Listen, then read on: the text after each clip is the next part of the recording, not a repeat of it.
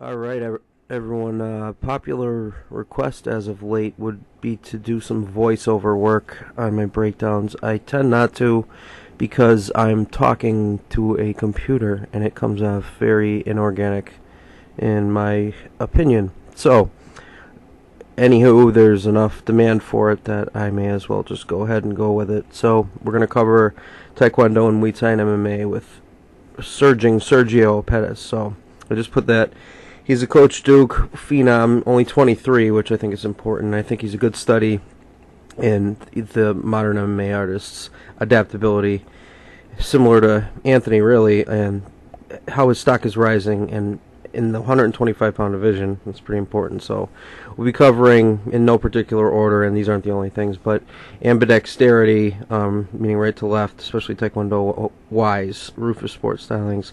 Dexterity, meaning flexibility, how it converts to jiu-jitsu, kicking ability, of course, grappling ability, of course, how well his boxing is developing, and then putting it all together. So, first thing here you're seeing is some switch dancing, and with Taekwondo, that is something you're learning from the jump. It's not something you learn at, say, middle level belts or higher level belts. You kind of from the start are learning things from both sides. So if you see the speed in which he switches there, and I'll slow it down this time, but see there from right to left, there is a drop L step, which is more kind of boxing friendly of a switch stance, but the point is he can fight from both sides incredibly well, as can Anthony and a few others. Dillashaw has picked it up very well. Dominic Cruz in his own kind of way.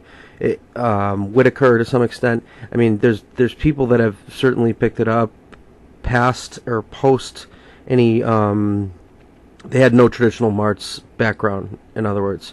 So kicking Taekwondo roots and Muay Thai efficacy. So he has the ability to throw kicks without much tell, being a degreed black belt in Taekwondo. What he learns from someone like Duke is how to put, like right there, a shin on someone's face. And in Taekwondo, you're taught more to kick with your instep, and that can be a little bit dangerous, especially in MMA. Here's a leaping in lead leg hook kick. That was pretty damn cool. And he'll go to the body as well. See the zero tell on the spinning back kicks as well. You'll see befuddled and confused opponents often because the speed at which that he throws these kicks and the angles. He tends to hide them well, either with faint shoulder moving or whatever. So there's a little tornado kick, aka 360 roundhouse. Everyone kind of calls that something different. The Senchai special, which we've seen a lot of people try, it's never really worked unless your name is Senchai. It's just a cartwheel kick, really. And of course, the developing boxing. His punching is getting straighter and straighter, and he's got some power in his hands for a kid his size. I mean, he's 23 going on 24. He counter punches well. He punches straight and fast, and it's exponentially increasing in efficacy. So I put excellent in developing counter punching, and here's some examples. Here he is from southpaw with kind of a 1-2. Now as people come at him, what you'll see a lot is like slight slips into counters. So like right there is like a slight slip off center line into an overhand 4. The Roufusport 2-1-2 shift, or right left right, which a lot of people have been talking about lately with Woodley, although this has been around since forever. Anthony Pettis did it in the WEC. So there it is again. It's a right. It's like starting a jab with a cross. So here's your lunging Roy Jones Jr. special.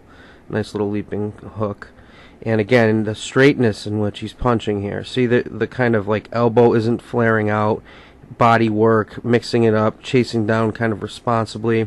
When I say in, out, in, that's kind of the Muhammad Ali mantra, right? To get in, hit, get out, bang, out, kick. So check this out. Head slip, rip, right hand, and he's poised again. Now see how he's setting up that kick with his hands? They're more feints than anything. Look at the straightness of those punches as he's chasing down. I realize he lost that fight, but there's some noteworthy moments in it for sure. So here's some of the examples that I thought were useful as far as power is concerned in his hands.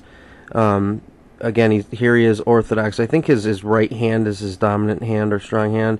That happened to be a just perfectly placed button shot, which in MMA is kind of more common than I think people think. It's not so much power as it is accuracy with those gloves. I put MMA savvy footwork in angular sense because Thai traditionalists don't, in Taekwondo traditionalists generally don't cut off a ring like that into a teep to the face, and you notice the pull at the end there. Again, we're seeing the mixing up of the punching and the kicking and into the clinch. So obviously this is something I've been really hammering home, which is the ability to move well backward when striking. And forward, obviously, but see here how he rips and slips. So he rips, slips, rips again, accurate right hand right on the chin. It's not so much, I'll call it power because, I mean, at the end of the day it ends up being powerful, but it's not that the punch has so much behind it. So on to something obviously important, of course, in MMA would be jiu-jitsu, grappling defense. He's a purple belt under Daniel Vanderlei, but I put not all purple belts are created equal. Anthony is another good case. I don't want to keep comparing him to his brother. I feel it's a little disingenuous, but at purple belt he was submitting guys off his back in the WEC. Here you're seeing kind of like a hybrid guillotine, just an understanding of how to keep a Kimura lock on for submissions. And that was years ago. I don't even know if he was a purple belt at that point. His willingness to go into the guard of even black belts is interesting. One thing I do see from him is more of this than I think we saw from his brother. I don't know if it's because he got to work with the likes of, like, say, Askren and the like, or Woodley at this point when it comes to grappling. So you're seeing some traditional kind of double legs. This is where someone like Askren really coming. He's leading with his head running the pipe. And there's also what I'd call like defensive, but they're more like counter takedowns. Like GSP was really good at this, like slipping punches almost into your takedowns. See there, as he's backing up, he does a nice level change and turns the corner. Again, same thing here. See how he's turning him around. It's not just he's using the guy's momentum in order to get off balance because the guy's moving forward with such almost malevolence. So here's a Thai fulcrum sweep, kind of a Ajarn Phil Nurse special right here. He got the leg caught, punch from there. Again, you're seeing it. Wonderful way. See how he's catching the kick right in his armpit, almost like you would set up a heel hook at first. So noteworthy nonetheless. Greco trips. Here's an over-under now. As soon as the person, check this out, as soon as they went for the outer reap, he instead inner reaped on the side of the overhook. That's pretty impressive. Quick thinking on the fly, which we're going to kind of get back to as well. The Maya conundrum. What I mean by that is Dominic Cruz, in all of his wisdom, mentioned that Damian Maia should have at least tried throwing some head kicks at Woodley, which I don't disagree with. I understand his logic there, and the reasoning being when he was saying it was that any way to get to the ground is an acceptable way to get to the ground, which I had said before that fight started. What you see with him is a willingness to throw head kicks even at the, say, risk of getting caught, because he's so balanced afterward. And as we kind of know with both of them, their dexterity, their hips, their flexibility, so their ability, therefore, off their back is well developed. So they don't really have a fear of fighting off their back. Putting it together, so the mixing of punches, right, and kicks, but that's a bit vague. So sometimes it's the order in which they're thrown. You don't see enough kicking then punching, and what you do see enough, especially with Roufusport guys, is chained strikes, aka not being predictable, but not pot shotting, not throwing singular strikes, even if they're feints. So right here you see a cross jab into the rear 10. Not so, awkward or exotic. It's got efficacy for sure, though. Just sometimes starting with your right hand instead of your lead hand, assuming you're orthodox, right? Here's a high Dutch. All I mean by that is a left hook, or right high kick, rather than left hook into a low kick. And there's the reverse, again showing the abilities from both stances. Nice little double touch there.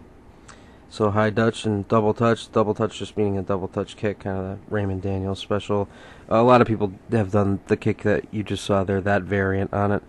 Kicks before punches, again, it can't be stressed enough. So I refer to the quick sit often with someone like Holtzkin or Wonderboy. So he goes right to the body, comes back with a 2, and then leaping 3. So here's a beautiful combination and a really good example of mixing up your strikes. Now it's only 3 strikes, but they're wonderful. Beautiful left inside leg kick, short right 1, high left 10, because he's fighting from southpaw. So left inside, right left. I'll slow down, check this out. Inside, sees the opening right to set up that high left. Good defense, not the point. He's mixing up strikes well. It can't just be the highlights. It can't just be the knockouts. Sometimes things don't land. It doesn't make them bad in principle. So let's add some clinching, right? So normally you'd go left high there, right? He kind of takes his back, spins him around. Normally you go with a knee to the head or something like this. He goes out and around to throw the right high kick, which somehow caught the shoulder instead of the head. Maybe the taller opponent. I don't know, but that was a beautiful idea nonetheless or nevertheless. And here I just wanted to point out the defensively responsible press, right? As you are chasing down a retreating, sometimes hurt opponent, you have to be cognizant that they are dangerous at that point. So some of this isn't so obvious. Some of it is completely obvious. See, as he's coming in, if he's punching with one hand, the other one's going to be close to pinned, if not pinned. When he throws kicks, he keeps his hand high as well. And as he presses someone toward the cage, he creates angles so that they square their hips. So he's bladed right up until he's close, if that makes sense. You create like roadblocks with your feet as you press. So Taekwondo friendly, of course. The speed at which he throws spinning wheel kicks is just astonishing. And I would call this speed reading. I think we all just saw Lomachenko fight. I'll put a link to the breakdown that I did on him last weekend. He's probably the best example of that in combat sports right now, which is just reading an opponent's strike. Again, you're seeing the same exact result here. You see a right hand that he had noticed earlier. After being pronated, he brings it back tight and low, right? So watch, Caceres brings it back low. Now it misses. Caceres, of course, has great reflexes, but it is the speed at which he's making the reads on his strikes. So 23 years old, but he'll be incredible. So anywho, if you haven't subscribed to my channel, please do. Please hit the like button. That'd be awesome. I'll cover the Moreno thing on my next podcast appearance on obviously Fight Talk, which I'll leave a link to. Hopefully I can get Duke on there as well. Anywho, so subscribe, share, like, tell a friend, and love you all. And let me know, give me some feedback on narrated breakdowns. I'm not in love with them. So, cheers.